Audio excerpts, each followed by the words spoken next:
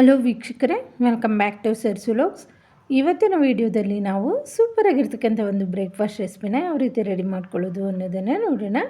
ಈ ವಿಧಾನದಲ್ಲಿ ನೀವು ಒಮ್ಮೆ ಬ್ರೇಕ್ಫಾಸ್ಟನ್ನು ಮಾಡಿಕೊಂಡ್ರೆ 10 ನಿಮಿಷದಲ್ಲಿ ಇದನ್ನು ರೆಡಿ ಮಾಡ್ಕೋಬಹುದು.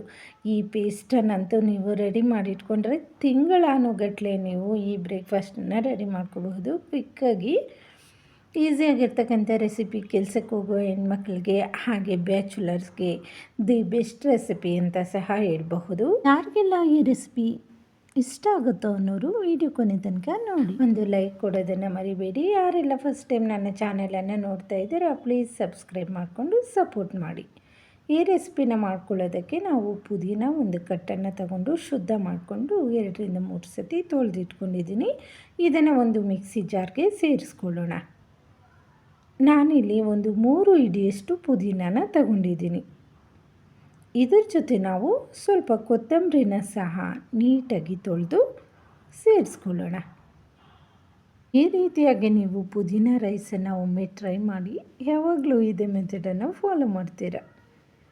ಇವಾಗ ಇದ್ರ ಜೊತೆ ಒಂದು 7ರಿಂದ 8 ಹಸಿಮೆಣಸಿನ್ಕಾಯನ್ನು ಹಾಕ್ಕೊಳ್ಳೋಣ. ಇದರ ಜೊತೆ ನಾವು 2 ಸ್ಪೂನಷ್ಟು ಕಲ್ಲುಪ್ಪನ್ನು ಸೇರಿಸ್ಕೊಳ್ಳೋಣ. 1 ಸ್ಪೂನಷ್ಟು ಜೀರಿಗೆ, 2 ಸ್ಪೂನಷ್ಟು ಶುಂಠಿ ಬೆಳ್ಳುಳ್ಳಿ ಪೇಸ್ಟನ್ನು ಸೇರಿಸ್ಕೊತಾ ಇದ್ದೀನಿ. ಫ್ರೆಶ್ಶಾಗಿ ನಾವು ಶುಂಠಿ ಹಾಗೆ ಬೆಳ್ಳುಳ್ಳಿನ ಸಹ ಸೇರಿಸ್ಕೋಬಹುದು. ಆಲ್ರೆಡಿ ನಾನು ಪೇಸ್ಟ್ ಮಾಡಿಟ್ಟಿದ್ದೆ, ಅದನ್ನೇ ಸೇರಿಸ್ಕೊತಾ ಇದ್ದೀನಿ.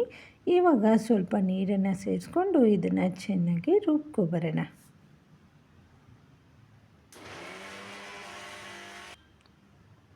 ನೀರು ಕಡಿಮೆ ಪ್ರಮಾಣದಲ್ಲಿ ಸೇರಿಸಿ ರುಬ್ಕೋಬೇಕು. ಇದು ಸ್ವಲ್ಪ ಗಟ್ಟಿಯಾಗಿಯೇ ಇರಬೇಕು. ಈ ಕನ್ಸಿಸ್ಟೆನ್ಸಿಗೆ ಇದನ್ನು ರುಬ್ಕೊಂಡು ಪಕ್ಕಕ್ಕೆ ಇಟ್ಕೊಳ್ಳೋಣ. ಇನ್ನೊಂದು ಕಡೆಯನ್ನು ಬಿಸಿ ಮಾಡಿಕೊಂಡು 4ರಿಂದ 5 ಸ್ಪೂನಷ್ಟು ಎಣ್ಣೆನ ಹಾಕ್ಕೊಂಡಿದ್ದೀನಿ. ಎಣ್ಣೆ ಬಿಸಿಯಾದ ನಂತರ ಇದಕ್ಕೆ ರುಬ್ಬಿಟ್ಟಿರ್ತಕ್ಕಂಥ ಪುದೀನ ಪೇಸ್ಟನ್ನು ಸೇರಿಸ್ಕೊಂಡು ಚೆನ್ನಾಗಿ ಕುದಿಸ್ಕೋಬೇಕು. ಇದು ಹಸಿ ವಾಸನೆ ಎಲ್ಲ ಹೋಗಿ ಇದರಲ್ಲಿರ್ತಕ್ಕಂಥ ನೀರಿನಂಶ ಎಲ್ಲ ಹಿಂಗೋಗಬೇಕು. ಅಷ್ಟರವರೆಗೂ ಇದನ್ನು ಚೆನ್ನಾಗಿ ಕುದಿಸ್ಕೊಳ್ಳೋಣ.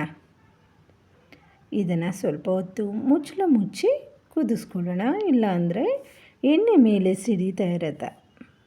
ನೋಡಿ, ಇವಾಗ ಎಣ್ಣೆ ಎಲ್ಲ ಮೇಲೆ ಬಂದಿದೆ, ಗಟ್ಟಿಯಾಗಿದೆ ಪೇಸ್ಟು. ಈ ರೀತಿಯಾಗಿ ನೀವು ಒಮ್ಮೆ ಪೇಸ್ಟನ್ನು ಮಾಡಿಟ್ಕೊಬಿಟ್ರೆ ತಿಂಗಳಾನುಗಟ್ಟಲೆ ಇದನ್ನು ಸ್ಟೋರ್ ಮಾಡ್ಕೋಬಹುದು ಫ್ರಿಡ್ಜಲ್ಲಿ. ಹೆಚ್ಚಾಗಿ ಪುದೀನ ಇದ್ದರೆ ಈ ರೆಸಿಪಿನ ಮಾಡಿಟ್ಕೊಂಡ್ರೆ ತುಂಬ ಕ್ವಿಕ್ಕಾಗಿ ಬ್ರೇಕ್ಫಾಸ್ಟ್ ಮಾಡ್ಕೋಬಹುದು. ಪೇಸ್ಟು ರೆಡಿಯಾಗಿದೆ, ಅದು ತಣ್ಣಗಾಗ್ತಾಯಿದೆ. ಅದನ್ನು ಒಂದು ಬಾಟ್ಲಿಗೆ ಹಾಕಿ ಸ್ಟೋರ್ ಮಾಡ್ಕೋಬಹುದು. ಇವಾಗ ಪುದೀನ ರೈಸನ್ನು ಬ್ರೇಕ್ಫಾಸ್ಟ್ಗೆ ಯಾವ ರೀತಿ ರೆಡಿ ಮಾಡ್ಕೊಳ್ಳೋದನ್ನು ನೋಡೋಣ.